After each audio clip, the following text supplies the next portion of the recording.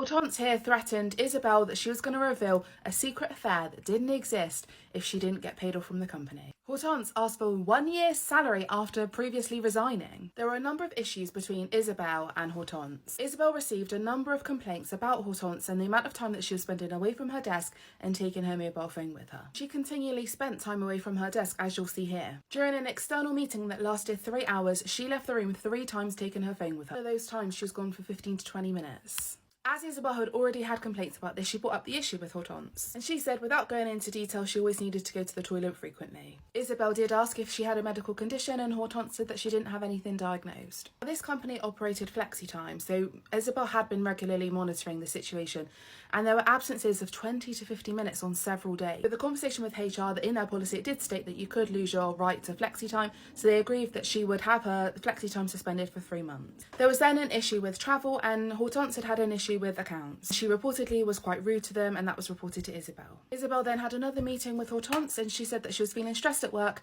because of the incident with accounts and her loss of flexi time. Hortense then told Isabel that she felt the need to resign. Isabel suggested that she took some time over Christmas to think about her decision before formally resigning. It's here where Hortense suggests that the company should pay her off. Isabel told Hortense no, and she got annoyed by it. Hortense accepted at a tribunal that she had said as part of the conversation that 2 months previously, a senior colleague had told her that she was having an on-off affair with Isabel. Hortense admitted that she had made the suggestion that Isabel had been having an affair with a more senior colleague. Isabel, of course, was very offended by it, and she said it was untrue. Hortense then told Isabel it was better for her to tell HR than Hortense going, because if she went to HR, then she would absolutely have to tell them about the affair. Isabel was very upset by this because she said, I made exceptions for her because she was young and inexperienced, and I feel that she's abused all of my effort. And Hortense actually said that it made her question whether Isabel was in a managerial position because of this affair. The tribunal called this calculated and premeditated. In the end, they paid her notice and asked her not to work it. She still continues to ask for a year's salary. The tribunal said, even if we are wrong, Hortense has given no facts